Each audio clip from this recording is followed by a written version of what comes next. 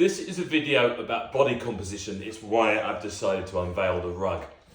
Most personal trainers, most fitness influencers are single digit body fat. It's kind of like the prerequisite, you know, as a model you need to be over 6 foot. As a fitness influencer you need to be hairless, tanned, vascular and single digit body fat. So I thought I should tell you reality. 45-year-old guy, I think I'm about 17% body fat at the moment. The difference between me and being shredded, like the fitness influencers that we all love, is diet. I will be as strong as most of these guys, most of them, and fit as these guys, but I am not going hard on the diet at the moment. There's a great big biscuit tin over there now that I will hit later on. I've hit it already. The boys finished their breakfast and left some Weet-Bix in there, so I smashed some of that. These guys don't do that. And if I want to look like that, which I'll do in the summer because it's kind of expected, right? Because we take our tops off. I will go on a strict diet plan for 6 to 8 weeks. It's kind of what we do in our body transformations as well. And we teach you how to do it so you can keep doing it. I like to maintain being around 15% body fat most of the time. I know that to be, wow, look at that guy, I probably need to be around 12% body fat. I don't want to go to single digit body fat because I can't go that hard. I don't want to, right? You know, I don't want to go that hard on diet plan. I want to continue drinking beer. I want to eat pizza. I want to enjoy food sometimes. And single digit body fat leaves no room for anything but perfect diet, chicken and broccoli. So for me to get the 12% body fat, that's obviously 5%. That's like 4, maybe 5 kilos of pure fat. I look at it in butter. 20 blocks of butter have to disappear off here. Plus, obviously, I'll shave the chest and get a tan. That's an obvious. So the reason I'm saying this is because that's not impressive. All I need to do is eat a diet plan. If someone gives me the meal, puts it in front of me, and I eat that meal, and I drink my 3 litres of water, and I just do nothing else apart from doing what I'm doing, I will turn this camera back on in 6 weeks, and I will have a 6-pack. I'll have all the cuts, and I'll do some push-ups, so I've got some veins. But at the moment, I've got a 2-pack, I think potentially a 3-pack if you include my belly button. But I need to eat a certain way to come down. People revere being ripped. They fucking love being ripped. It's why fitness models record ripped content and take photos of different outfits and stuff and then drip feed it over a year, is because you need to see them ripped constantly and they don't want to live that life. So they all know now they take loads of content and they do a great big shoot once or twice a year and they drip feed you that content so they look ripped all the time, and then they stay under wraps outside so you can't tell.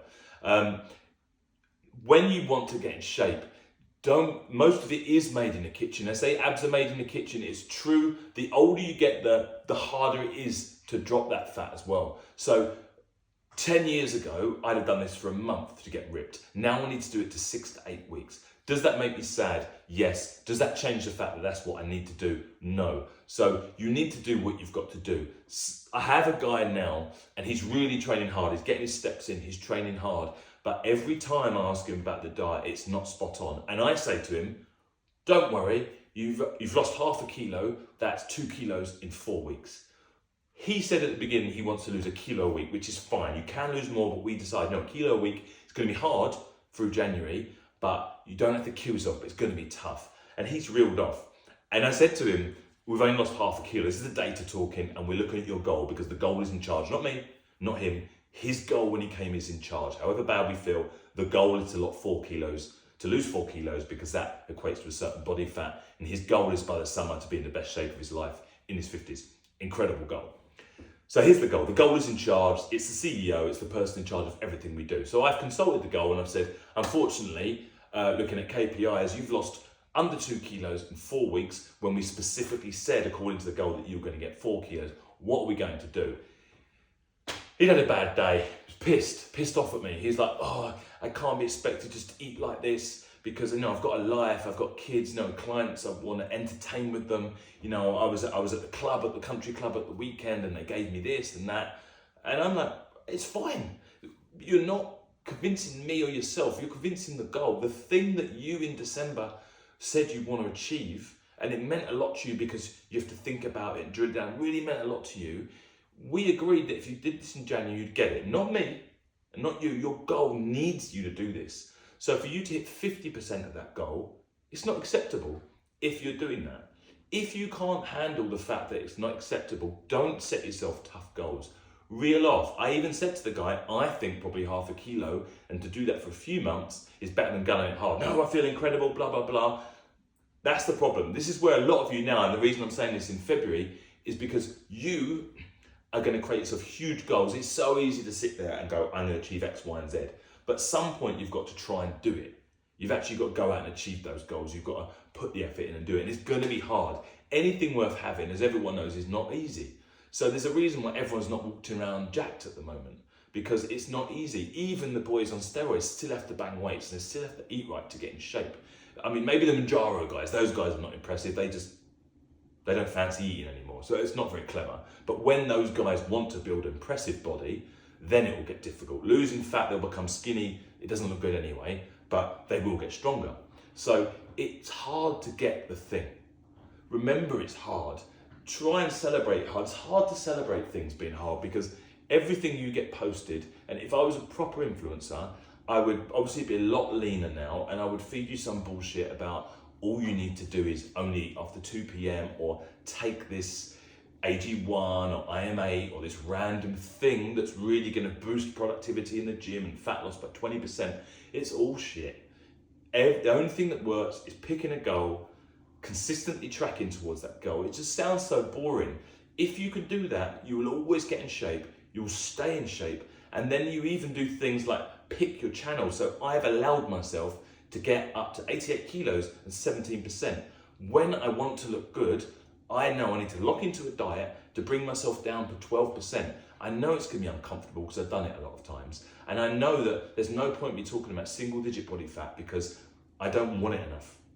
I'm not willing to not do certain things. And all getting ripped is not doing things. So it's not very impressive. It's just, I will not drink beers and go for curry night with the boys.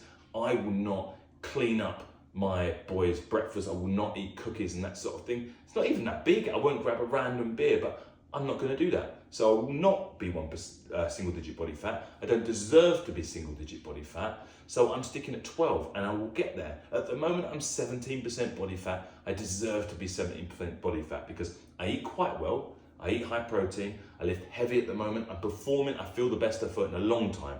I'm doing a 22-minute 5K. I can do 15 pull-ups. I can put 30 kilos around my waist and do more pull-ups. I can bend over 100 for reps. I can deadlift double body weight. I can do these things. I feel good. I've started jiu-jitsu, all that sort of stuff, trying to enjoy my body. But I'm not ripped. I'm happy the way I looked, but I'm not ripped. If I was going to go on a beach, I would do a diet to get ripped. I probably wouldn't even feel as good at 12% as I do now, because now I get to enjoy my life a bit more, be a bit stronger, recover a bit more. So you have to see what comes with it. I guess it's the same as money. You know, the guys with all the money and people are like, it's not fair they make that money. I know those guys are working every hour that God sends. They don't see their family sometimes. They're off working all the time. They're flying around the world and it's not fun. Yet you want that. You wouldn't do what it takes to do it, yet you want it. And it's the same with fitness. If you want to get in this great shape, not that this is great shape, but I want everyone to build a base first. And you live in a base, and whenever you want, you do a diet plan that goes and you rip it down because you know it. But you know that you don't live in that way. You live in a healthy place. I'm healthy at the moment, but I'm not the shredded influencer everyone wants to see. I'm just in good shape. In good shape and close enough to great shape that I can do a diet to get it.